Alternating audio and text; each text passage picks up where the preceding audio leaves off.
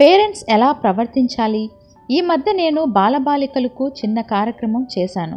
జోకులు, మ్యాజిక్లతో పాటు ఎలా చదువుకోవాలి, భవిష్యత్తులో ఏం చేయాలి వంటి విషయాలు చెప్తూ వారిని ఒక ప్రశ్న అడిగాను. ఆ ప్రశ్నకు సమాధానం పేపర్ మీద రాసి రహస్యంగా నాకే ఇవ్వాలని చెప్పాను. అందరూ పేపర్లు, పెన్నులు అందుకున్నారు. నేను అడిగిన ప్రశ్న ఏమిటంటే, మీ తల్లిదండ్రులు ఎలా ఉండాలని అనుకుంటున్నారు? సమాధానాలు రాసిన వారంతా 14 ఏళ్లు లోపు వారే.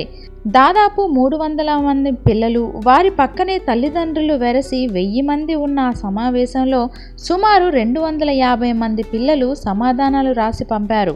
అవి రాసేటప్పుడు చాలామంది తల్లిదండ్రుల నుంచి దూరంగా వెళ్ళి రాశారు. ఒకరిద్దరు తల్లిదండ్రులు చెప్పినట్టు రాశారు. అది వేరే విషయం. ఆ సమాధానాలు చదివాక బుర్ర తిరిగిపోయింది. ఇందులో తల్లిదండ్రుల ప్రవర్తన తప్ప, పిల్లల ఆలోచనలు తప్ప అని తేల్చుకోలేని పరిస్థితి. ఈ విషయం ఇప్పటి పేరెంట్స్ తప్పకుండా తెలుసుకోవాలని అనిపించింది. అందుకే ఇస్తున్నాను. ముందు చదవండి. వాటిలో జాలి కలిగించేవి ఉన్నాయి, గడుసు సమాధానాలు ఉన్నాయి. ఇవి పిల్లల అభిప్రాయాలు మాత్రమే. ఇవి చదివి తల్లిదండ్రులు పరమ దుర్మార్గులు, దయ, జాలి, కరుణ లేనివారు అనుకుంటే పొరపాటే. ఆ తల్లిదండ్రులు పడే పాటలు, పగలు రాత్రి కష్టపడి పనిచేసేది పిల్లల శ్రేయస్సు కొరకే అని కూడా నేను అనను. తల్లిదండ్రులిద్దరూ కోరుకుంటేనే పిల్లలు పుట్టారు. అయితే ఆ పిల్లలకు అందమైన బాల్యం ఇవ్వాలనే తపనతో తమకు నచ్చినట్లు చేసుకుపోతున్నారు. ఇక్కడ వారి అభిప్రాయాలను కూడా తెలుసుకోవాలని, లేదా వారికి ఎలా చెప్తే వింటారో వంటి చిట్కాలు తెలుసుకోవాలి. ఈ కాలం తల్లిదండ్రులు తమ చిన్నతనంలో వారి పేరెంట్స్తో భయభక్తులతో మెలిగి ఉండొచ్చు. కానీ ఈ కాలం పిల్లలు కూడా అలాగే ఉండాలని అనుకోవడం సహజం. కానీ ఇక్కడ ఒక రహస్యం ఉంది. గతంలో ఉమ్మడి కుటుంబాల్లో పిల్లల్ని తల్లిదండ్రులు తిట్టినా ఓదార్చే ఇతర కుటుంబ సభ్యులు ఉండేవారు. ఇప్పుడు ఆ పరిస్థితి లేదు. కాబట్టి ఈ కాలం తల్లిదండ్రులు పిల్లలతో ఫ్రెండ్లీగా ఉంటేనే లాభం. వాళ్ళు తప్పులు చేయకుండా ఉంటారు. వాళ్ళతో క్లోజ్గా ఉంటే వాళ్ళ ఫ్రెండ్స్ గురించి కూడా తెలుస్తుంది. సమాజాన్ని, సందర్భాన్ని బట్టి మసులుకోవడం మన క్షేమం. పిల్లల అభిప్రాయాలు. మా అమ్మ నాన్న మాతో స్నేహితుల్లా ప్రవర్తించాలి. వాళ్ళంటే మాకు భయం ఉండకూడదు. మా పేరెంట్స్ ఎప్పుడూ పోట్లాడకూడదు. ఇద్దరూ సరదాగా మాట్లాడుకోవాలి. మా ఇంట్లో అందరూ కలిసి ఒకేసారి భోజనం చేస్తే బాగుంటుంది. ఒక్కొక్కరు వచ్చి తినకూడదు. మా పేరెంట్స్ వారానికి ఒకసారి బయటకు తీసుకెళ్ళాలి. ఐస్ క్రీమ్ లాంటివి ఇప్పించకపోయినా పర్వాలేదు. నేను మా చెల్లి మంచి ఫ్రెండ్సే, కానీ మా అమ్మా నాన్నలే మా మధ్య గొడవ పెడతారు. ఒకరిని పొగిడి మరొకరిని తిడతారు. దాంతో కోపం వస్తుంది. మా అమ్మా నాన్న ఇద్దరు ఉద్యోగులే. నాన్న సాఫ్ట్వేర్ ఇంజనీరు, అమ్మ డాక్టర్. ఇద్దరు రాత్రి మేం నిద్రపోయాక వస్తారు. పొద్దున్నంతా స్కూల్కి వెళ్ళే హడావిడి. మా పేరెంట్స్ ఇద్దరు సాఫ్ట్వేర్ ఇంజనీర్లే. రాత్రే పనిచేస్తారు. పొద్దున్న వాళ్ళింట్లో ఉన్నా మేం స్కూల్లో ఉంటాం. మా మాటల్ని ఫ్రిడ్జ్ మీద అతికించిన కాగితాల్లోనే.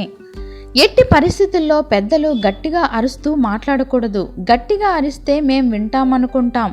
మేము స్కూల్లో పిల్లలు ఆ విషయం తలుచుకొని నవ్వుకుంటాం. పేరెంట్స్ తమ పిల్లల్ని ఎదుటి పిల్లల్ని చూసినట్లుగా చూడాలి. వాళ్ళని నవ్వుతూ పలకరించినట్లుగా నవ్వాలి. మేం ఆడుకోవటానికి కూడా కొంత సమయం ఇవ్వాలి.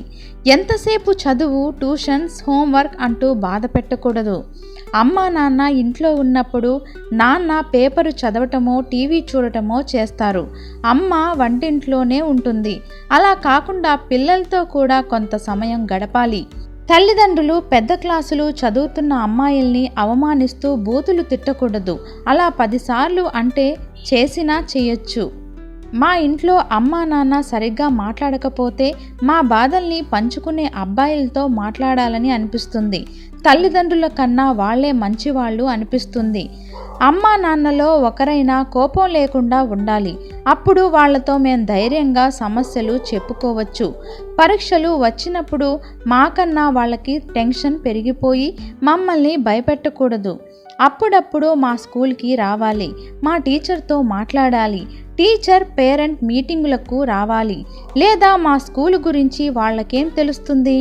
తల్లిదండ్రులు పిల్లల్ని చుట్టాల ముందు తిట్టకూడదు. వారి పిల్లలతో అసలు పోల్చకూడదు. మాకు చదువుకి బట్టలకి పెడుతున్న ఖర్చుల గురించి సుత్తి కొట్టకూడదు. పెద్దయ్యాక ఎలాగైనా బాకీ తీర్చేస్తాం. మాకు కథలు చెప్పే తాతయ్యలు నానమ్మలు ఇంటికి పిలవాలి. మేం కూడా వెళ్తుండాలి. సెలవుల్లో మా ఊరు పంపాలి. గ్రామాల్లో అన్నీ చూడాలి. బంకమట్టితో అంత గట్టి కుండ ఎలా చేస్తారో తెలుసుకోవాలని ఉంది. ఎప్పుడూ చదువు గురించే మాట్లాడే పాడుబుద్ధి పోగొట్టుకోవాలి. మిగతా కబుర్లు కూడా చెప్పాలి. కొబ్బరి చెట్టు ఎక్కడానికి ఎలాంటి నిచ్చెన ఉపయోగిస్తారో తెలుసుకోవాలని ఉంది. మేం కార్టూన్ ఛానల్ చూస్తుంటే నాన్న వచ్చి ధమామని రిమోట్ తీసుకొని వేరే పిచ్చి ప్రోగ్రాంలు మార్చకూడదు. మా అమ్మ ఎప్పుడు చూసినా నూడిల్స్ చేస్తుంది లేదా పిజ్జా ఆర్డర్ ఇస్తుంది. ఇంట్లో మేం చూస్తుండగానే దోశలు వేస్తే తినాలని ఉంటుంది. పూతరేకులు